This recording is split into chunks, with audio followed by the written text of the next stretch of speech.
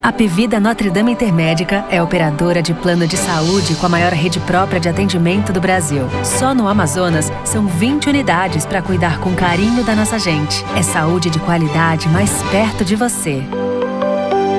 Minha gente, em primeiro lugar eu quero pedir desculpas para todos vocês. Já pedi desculpa aqui do Renier Omena, né, um grande especialista, uma personalidade fantástica que vai hoje abordar com a gente um assunto que eu, nesses últimos 4 anos aqui no nosso espaço, a Hora do H, eu ainda não abordei, mas vou abordar hoje e eu estou muito feliz por isso, ainda mais porque é segunda-feira, né? A gente está começando a semana entrevistando alguém pela primeira vez e abordando um assunto tão importante para o turismo, né, para o desenvolvimento do turismo do Amazonas.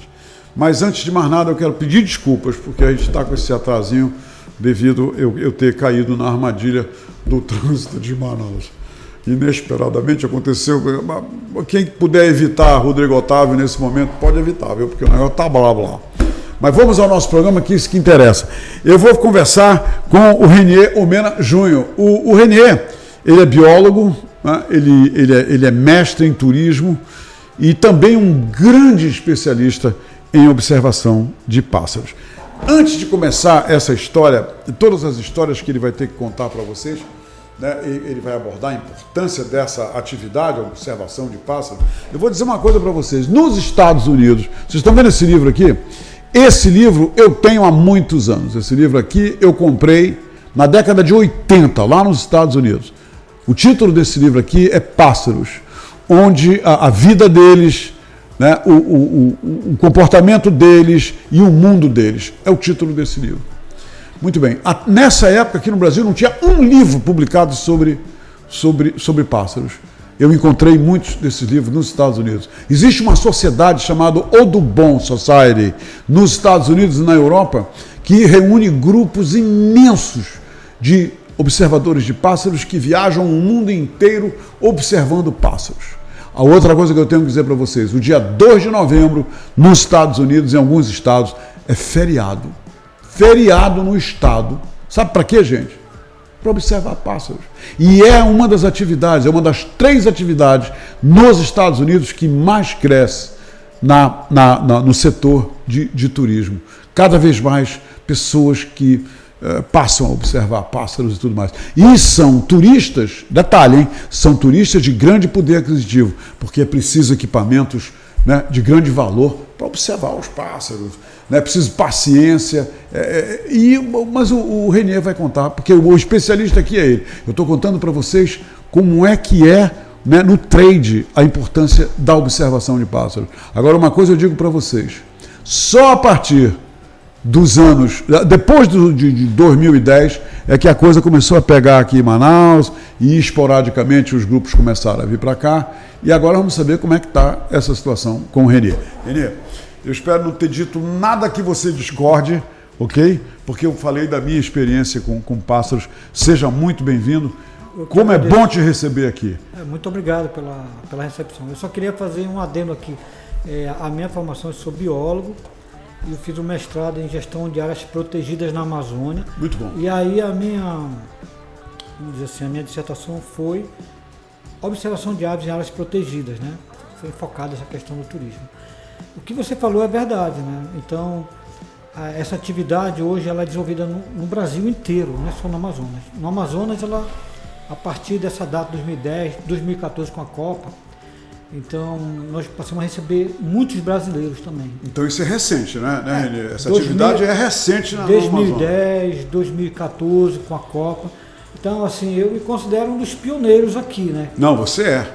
Você é. Aqui. Porque quem vinha para cá eram operadores internacionais, então sim, eles, alguns pesquisadores do INPA, né, como é o caso do Dr. Mário, atendia aqui, fazia essas guiadas também, e vinha gente de outros países também guiar. Hoje já temos muitos guias brasileiros que trabalham para esses operadores e guiam no Amazonas.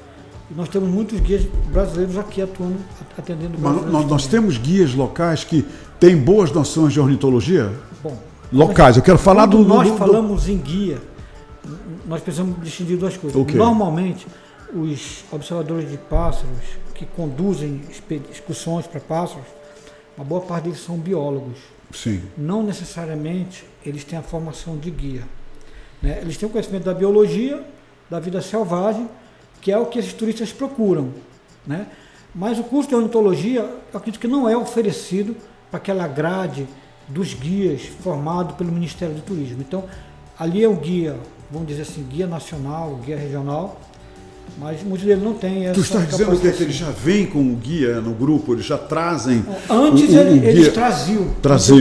Sim. Eles só precisavam de uma pessoa que conhecesse as trilhas e tal. Sim, claro. Mas hoje já tem muitos guias brasileiros que eles recebem aqui. Aqui em Manaus, especificamente em Manaus, nós temos guias, por exemplo, especializados em conduzir um grupo desse, que tem que ter conhecimento de ornitologia? Então, eu fiz isso durante 21 anos, mais ou menos. Sim. Né? Então, quando eu comecei aqui, era uma atividade muito incipiente. Era muito difícil você conseguir captar um turista para vir para cá. Primeiro que eles são muito exigentes. Sim. Então, eles são muito exigentes na questão de conhecimento. Então, o turista, o observador de pássaros, não tem interesse em ver uma planta medicinal. Não tem. Ele tem interesse em ver a vida selvagem, principalmente aves. Então, por exemplo, ele exige que o guia conheça, identifique pelo som, né? E o recurso que você tem para atrair uma ave que você ouve cantar é utilizando o recurso de playback, que é uma gravação já pré-gravada. Sim. E você coloca para vir. Né? Então, é importante conhecer de ouvido e até conhecer um pouco vamos dizer, da silhueta do bicho em voo. Às vezes isso é importante. Não, você tem que identificar, inclusive, com binóculos, né? Eu via eles com binóculos identificando a ave à distância, isso, no galho, né? Quer dizer, turista, só pelo olhar. Para o turista, você dizer, esse é um martim pescador, esse é um periquito, isso não interessa. Ele quer saber qual é a espécie, né? Porque o nome inglês, claro. O nome inglês é um só.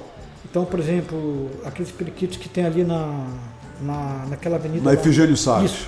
Aquele é o Brotogera versicolorus. Né? Então, é o periquito de asa branca. Sim. Aqui no Rio Negro sim, também mas esse título aí é em latim, né? Isso é latim. Não, esse é o nome em português. O Brotoger? Brotogera versicolorus é o nome em português que eu estou falando aqui. É periquito de asa branca. Sim. Mas o título inglês, que você. Brotoger, o que é? É latim, não é? É em latim, né? Científico. Pois é, o nome científico é latim sempre. É, isso. E aí aqui no Rio Negro também tem aquele testinho. Então, chamar os dois de periquito para ele claro. saber qual é a espécie. Sim. Me diz uma coisa, que isso aqui é importante. Quantas espécies de pássaros, Renier Omena, são identificados aqui nesse bioma que cerca Manaus, por exemplo, envolvendo Janaúrilândia, o Lago do Juma e tudo mais. Nós temos quantas espécies catalogadas de pássaros no bioma manauara? Olha, no bioma ou amazonense, né? Melhor. Em Manaus, só em Manaus, na capital, vamos dizer assim, tem uma média de umas 450 espécies. 450 espécies? Mas na Amazônia, por exemplo, acho que no Amazonas há uma estimativa de 1.100 espécies. 1.100? Quando você fala em Amazônia, que você vê lá Rio Madeira, Rio Purus, Rio Negro, Solimões, então você tem diferentes espécies de ambos os lados do rio, e tem subespécies. Então... Me diz uma coisa, esses pássaros, esse número de espécies, mais de 1.000, coloca o Amazonas em termos mundiais, né, no ranking, né, de espécies. No Brasil, eu acredito que seria o primeiro. O primeiro, né? Brasil, né? No ranking de espécies de pássaros. Diferentes espécies. E em termos mundiais, hein, Renier? Como é que nós estamos? O Brasil era o segundo lugar. E agora, com espécies de pássaros? Agora, numa segunda contagem, no último trabalho publicado pelo Conselho Comitê Brasileiro de Ornitologia, o Brasil saltou para o segundo lugar. Ele só perde para a Colômbia por conta dos Andes. Entendeu? Existem mais espécies, então, na Colômbia do que no Brasil. No Brasil, por conta dos Andes. Nós estamos em segundo lugar em espécies. E no Amazonas, mais de 1.000 espécies. E no Brasil, hein, Omena? Quantos nós temos? Quantos pássaros, espécies? O último número dado pelo comitê tinham 1.790, se não me falha a memória. 1.790 espécies de aves no território nacional, no Brasil. Por que, então, na sua opinião, eu estou colhendo a tua opinião, tá, Almena, que você, como observador de pássaros em Manaus, para mim você é a primeira e grande autoridade. Me diz uma coisa, por que, né, mesmo os turistas brasileiros e estrangeiros vindo para cá, que eu sei que é mínimo o número de estrangeiros que vêm ver pássaros aqui, mas brasileiros está aumentando cada vez mais. Por que ainda não houve um curso, partindo, logicamente, a sua opinião que eu quero, das agências do Estado e do município, para os guias locais que não têm esse tipo de preparo, levando em consideração todo esse potencial, com mais de 1.000 espécies de aves no estado do Amazonas? Então, eu particularmente eu já ministrei alguns cursos, né, curso de 40 horas, 60 horas. De iniciativa própria? Nós fizemos o primeiro curso em 2008, se não me falha a memória. Uhum. Na época o Jordan era diretor da Amazonas Tour. Então, nós fizemos uma turma, foi uma experiência, né, junto com o CETAM. Então, a ideia era abrir para 20 guias locais, né, junto com o sindicato. Só que deu tanta da gente que teve que abrir uma segunda turma. Só que foi assim, em dezembro, né? Então nós fizemos 2 turmas de 40 e ainda aparecia mais gente para fazer. Mais gente do setor de guias. Guias e pessoas que queriam curiosas, que queriam aprender, né? Mas esses foram os únicos cursos que nós demos. Isso em que ano, hein, Almena? Isso foi em 2008. Depois eu passei a trabalhar como consultor do Sebrae. Via Sebrae, nós ainda ministramos 2 cursos, um em Figueiredo e um em Noverão, para os guias. Tu lembras do ano? 2015. 2015. De lá para cá, não aconteceu nada. Eu uma vez, viu, Almena? Tu agora me fizeste lembrar um negócio interessante. Eu recebi um telefonema e o cara disse assim para mim, Humberto, eu imito 33, eu não me esqueço disso, pássaros. Aí eu falei para ele, como é que é? Ele disse, rapaz, sabes que eu levei ele para a TV Amazonas? Eu apresentei ele no Bom Dia Amazonas, e o camarada imitando pássaros amazônicos, e eu fiquei admirado com o seguinte, de cada pássaro que ele imitou, Almena, ele contava a história do pássaro, a espécie do pássaro. Quer dizer, uma pessoa dessa deveria estar envolvida em cursos, em transferência de conhecimento para guia, não teria? O que você acha disso? Eu acho que você me perguntou, referente à primeira pergunta, tem guias aqui, né, que observam pássaros, né? Mas quando eu te falei da diferença, é porque existe aquele guia que é regulamentado pela Amazonas Tour, sim, que tem um curso daquele guia. E o observador de pássaro, que normalmente é biólogo, e que hoje enfrenta um problema. E que na verdade não é um guia, né? Ele é biólogo, mas usa o conhecimento dele como guia de turismo. Titulado de guia. Na verdade, ele é um consultor. Claro. E porque ele conduz o grupo, ele é considerado guia, chamado de guia. Né? E muitas vezes isso cria um atrito com os guias, vamos dizer, locais, que muitas vezes não tem essa formação, mas eles reclamam por espaço. Invasão de terreno, né? Mas aí a questão é que os operadores, os turistas, eles não estão. Quando ele procura o observador de pássaro, essa questão de ser regular ou não é o que menos interessa. Ele quer ter a garantia de que ele vai ver. Entendeu? E muitas vezes o conhecimento vai de boca a boca. Sim, então, sim. Você tem uma ideia? É um conhecimento empírico, né? Isso. Eu conheci um mateiro lá em Noverão por um turista. Em inglês, ele me fez contato que ele queria ir em Noverão, que ele queria ver uma ave que tem nas ilhas lá, que só dá para ver ela. Nas anavilhanas? Nas anavilhanas. Uhum. Né? E aí o rapaz falou o seguinte, olha, eu quero lá, que eu quero ver esse pássaro. Um amigo meu foi lá e ele falou com o guia Ceará. Tá lá que eu vou te mandar o número dele. E aí ele me mandou o telefone do Ceará. Aí eu peguei, vou testar, liguei para ele, o Ceará atendeu lá em Noverão. Aí falou, no Ceará, um gringo teve contigo aqui e tal. Aí eu agendei com ele e levei eles lá. Entendeu? Então, eles dão muito valor para essa questão de você vir para um tour, ver pássaro e sair daqui satisfeito. Sim. Né? E ver uma grande diversidade, conhecer um pouco da história do lugar, né? Vamos supor, da ecologia, da biologia dos animais. né, da distribuição deles, espécies que são endêmicas, que só ocorrem no ambiente. Sim. Então aqui nós temos assim, o grande lance para você montar um roteiro é você distribuir o passeio visitando diferentes ambientes. Sim, deixa eu te falar uma coisa. Me preparando aí para o dever de casa, para essa entrevista, eu liguei para 5 agências de viagem. Eu liguei. Nenhuma oferece o tour de observação de pássaros. Eu fiz isso. Oi, tudo bem? Oi. Vocês oferecem excursão para observação de pássaros? Não. Teve uma que disse, não, nós estamos preparando para oferecer. Agora, me diz uma coisa. Há muitos anos, ao menos, eu levei 4 pessoas, americanos, para Presidente Figueiredo para ver o galo da serra. Que é um pássaro, eu quero que você confirme isso, que você é o especialista aqui, tá? Não, eu trabalhei 4 anos no galo da serra. Pois é, o galo da serra, ele é autóctone da região de Presidente Figueiredo. Em lugar nenhum do mundo você encontra o galo da serra. Peraí lá, deixa eu dizer a minha informação. Você não encontra lá ele, porque ele é autóctone de lá. Os hábitos dele são, ele é um pássaro recluso, ele é um pássaro difícil de se ver, ele tem hábitos que ele segue a risca, por exemplo, na hora do a cruza ele faz no chão, ele faz aquele baile, aquele balé de encantamento da fêmea, etc.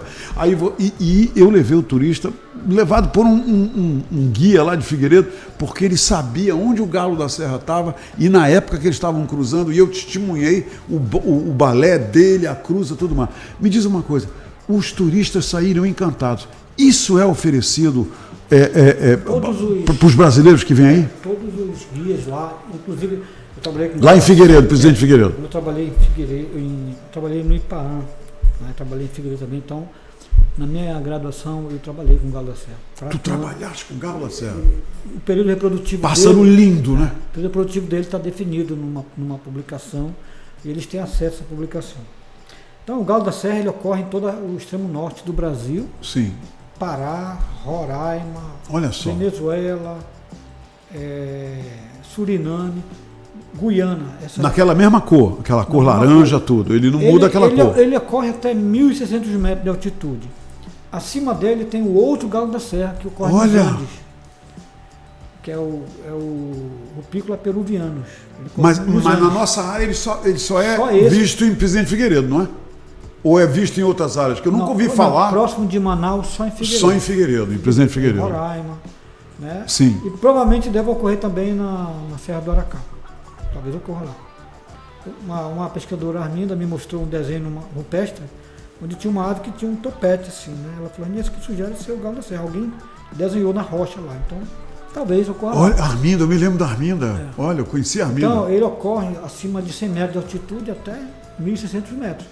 Agora, eles são aves grecárias, né? Vivem em bandos, na época reprodutiva, que começa por volta de final de outubro, novembro, então eles se agregam em bandos. E faz aquele bailado, né? Maravilhoso. Isso. Né? Sendo que a atividade dele maior é no período da tarde, porque como ele fica naquelas campinaranas, sim, a mata é mais aberta, então há uma incidência maior pois da luz solar. Pois é.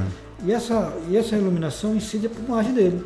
Então, na medida que ele se exibe, ela produz... É lindo, eu vi. E nós ficamos numa espera, igual a espera de caçador, escondidos, camuflados, para poder ver isso. Foi sensacional. E aí os leques, cada macho tem a sua clareira no chão, certo?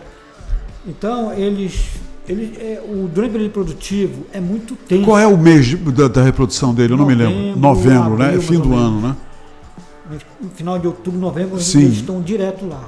Né, muito ativos, e aí eles se exibem, né? Se eles estiverem no ar, eles estão exibindo a plumagem, sim, as filigranas da pena. Quando uma fêmea aparece, eles podem estar em cima, cai tudo no chão, né?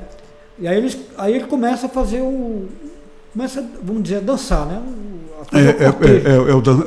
Agora é uma coisa. É a dança do amor, né? Mas um negócio interessante, que eles não fazem esse display todo mundo junto. É um de cada vez. Sim, exatamente. Agora, isso. Não sei explicar. E parece que é para ela escolher um, né? Quer dizer, ela vai escolher aí começa a fazer saltar. O que assim, melhor dança. Aí começa a emitir uns sons, que é sim, de apelo. Uhum. Quando a fêmea, vamos dizer que ela se encantou por ele, ela ela chega próximo, ela desce para a clareira. Eu adorei esse pum. Fantástico. Assim que o amazonense fala. Pum. Entendeu? Nós sonorizamos a nossa fala. Então, aí ela desce na clareira. Às vezes acontece de outros machos, vai lá e Sim. atrapalha e ela voa, vai embora. Mas nesse momento que ela cai no chão, ele monta. E é no chão, é verdade. É no na chão, cabeça, ela desce. e É faz isso a mesmo. cópula, né? A cópula é muito rápida. É. Né? Na verdade, ele junta as cloacas, uma coisa assim muito rápida para fazer a transferência. É muita dança e pouca ação. É a coisa mais rápida do mundo. Papou, acabou. Mas olha só, também é muito tenso, porque eles se atacam mutuamente. É muito tenso. E eles se agridem mutuamente. Então, por exemplo, eles formam uma rede, né? Eles só conseguem se reproduzir se tiver uma plateia. Então, o macho fora do bando, ele está fadado a não copular nenhuma fêmea. A plateia de outros machos. Isso, Vamos deixar claro aqui. Isso, com tem outros que destacar entre outros. Então, quem está fora tenta entrar. Então, às vezes, eles atacam o macho que está dentro da clareira e aí eles brigam. E, às vezes, o bando aqui, quando alguém se aproxima, eles atacam. Isso está sendo mostrado para os turistas que vêm? Quando eu guiava, eu falava sobre isso. Você. Me diz uma coisa, o que é isso aqui? Que um dos meus maiores problemas quando eu saía por aí, mano, era a falta de literatura. Tu escreveste isso, foi? Então esse é um guia, né? Olha aqui, minha gente. Que fala sobre roteiros, né, de observação de pássaros no Amazonas. Você que escreveu isso, né, meu? Olha só. Aves da Amazônia, guia de referência para observação de aves. Birds of Amazon. A Reference Guide to Birdwatching. Que legal. Está esgotado. E tu fizestes isso com um grande amigo meu, Francisco Rita Bernardino, que Deus o tenha, né? Mas tem um parceiro forte. Que grande parceiro. Ô Mena, adorei conversar contigo, entendeu? Eu acho que você deixou aqui um grande recado para a reflexão do trade turístico. Minha gente, está aqui um nicho que não está sendo explorado devidamente, que não está sendo divulgado profissionalmente, isso é minha opinião, mas que nós temos fontes de informação, de conhecimento, de expertise aqui, que em 2015 foi a última vez que essa fonte foi acionada. Vieram beber nessa fonte pela última vez em 2015. Desse jeito, o setor de turismo, entendeu? Caminha a passos de cágados. Essa aqui é a verdade. E eu espero, francamente, Mena, que a partir de hoje alguém se sensibilize, faça um curso para os guias de turismo de Manaus que não tem a oportunidade de absorver esses conhecimentos, né? Quer dizer, isso é que é importante. Nós temos alguns guias que são brasileiros, mas que não falam inglês, então às vezes isso é um problema, né? Guia, aqui em Manaus, nós temos guias, eu sei disso. Guias que eu estou falando, eu estou referindo que são biólogos, que são experts em aves. Sim, mas que não falam o português. Não falam inglês. Mas nós não falam inglês. E nós temos guias aqui em Manaus hoje. Isso aqui é uma curiosidade para você. Eu encontrei, com a chegada do navio aí, que eu trabalhei num dos navios, eu encontrei guias venezuelanos que não falam português. Mas aqui em Manaus, nós temos uma cidade exótica que acontece de tudo. Eu vi guias venezuelanos. Ainda bem que eles estão trabalhando. E isso é muito legal. Agora, eles precisam aprender português, né? Ô Mena, muito obrigado. Esse livro você trouxe para mim, foi? Trouxe para ti 2 aqui para você sortear e fazer o que quiser. É mesmo? Então, tu trouxe 3 livros para mim. Mena, muito obrigado. Muito obrigado mesmo. Tá aqui, minha gente. Se alguém quiser comprar, Mena, tu ainda tens para venda?